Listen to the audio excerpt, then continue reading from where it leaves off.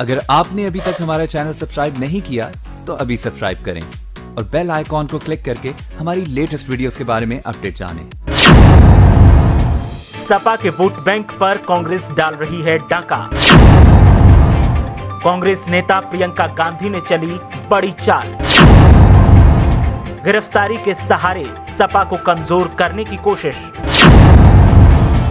Samajwadi party के vote bank को अपना बनाने की जुगत।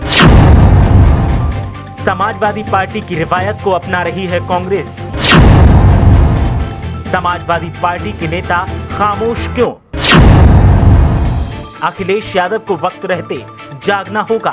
उत्तर प्रदेश की राजनीति में बीजेपी को चुनौती देते हुए कांग्रेस ने एक बार फिर अपनी सियासी जमीन तलाशना शुरू कर दी है। यहाँ सबसे अहम बात यह है कि कांग्रेस ने अपनी सियासी जमीन को पुख्ता करने के लिए बीजेपी की जगह समाजवादी पार्टी और बहुजन समाज पार्टी के मतदाताओं पर सेंध लगाने की कोशिश की है। वहीं मतदाताओं तक अपनी बात को पुख्ता तौर पर पहुंचाने के लिए कांग्रेस ने अपने नेताओं की गिरफ्तारी को आधार बनाया है।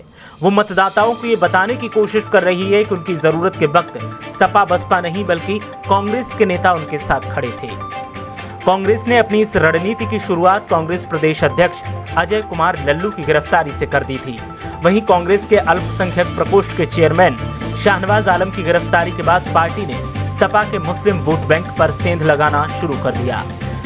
आपको बता दें कि शाहनवाज आलम को यूपी पुलिस ने सोमवार की रात गिरफ्तार किया है। उन पर पिछले साल 19 दिसंबर को राजधानी लखनऊ में नागरिकता कानून को लेकर हिंसक प्रदर्शन के दौरान सार्वजनिक संपत्ति को नुकसान पहुंचाने का आरोप है।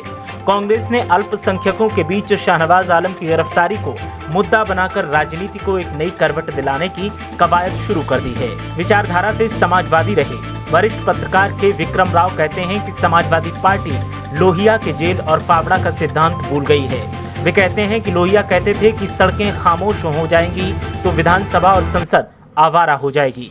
वे मानते हैं कि कांग्रेस की रणनीति से समाजवादी पार्टी और बहुजन समाज पार्टी का वोटर कांग्रेस की तरफ खिसक सकता है। पुराने पहलुओं को याद करते हुए के विक्रम राव कहते हैं कि कांग्रेस नेताओं ने जब जब जेल का रुख किया है उसे फायदा मिला है। 1977 के दौर को याद करते हुए के विक्रम राव कहते हैं कि जब इंदिरा गांधी को एक दिन के चौधरी चरण सिंह ने अरेस्ट कर जेल भेजा था तो कांग्रेसी दिग्गजों ने गिरफ्तारी दी थी। उन गिरफ्तारियों से इंदिरा गांधी को रिवाइव करने में काफी आसानी हुई थी। बीएसपी के शासनकाल में बीजेपी के नेता और तत्कालीन कांग्रेस प्रदेश अध्यक्ष रीता बहुगुणा जोशी की गिरफ्तारी के बाद ही कांग्रेस को फायदा हुआ था। के विक्रम राव कहते हैं कि समाजवादियों के संघर्ष का सिद्धांत कांग्रेस ने हथिया लिया है। कांग्रेस के नेता सड़क पर हैं और समाजवादी सदमे में। अखिलेश यादव को शांत बैठना उन पर भारी पड़ जाएगा।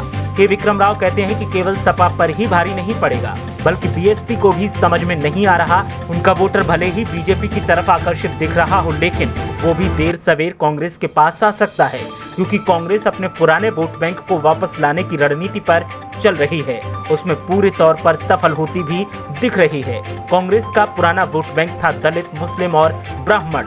गौरतलब है कि कांग्रेस नेता प्रियंका गांधी बीएसपी नेता मायावती को बीजेपी की अघोषित प्रवक्ता के रूप में पेश कर रही हैं और समाजवादी पार्टी की रवायत को अपनाकर कांग्रेस के वोट बैंक को मजबूत करने की कोशिश कर रही हैं। ऐसे में अखिलेश यादव को देर न करते हुए जल्द ही कोई बड़ा एक्शन लेना होगा वरना समाजवादी पार्टी का वोट बैंक कांग्रेस का हो जाएगा और इसके चलते समाजवादी पार्टी को 2022 में तमाम परेशानियों का सामना करना पड़ेगा।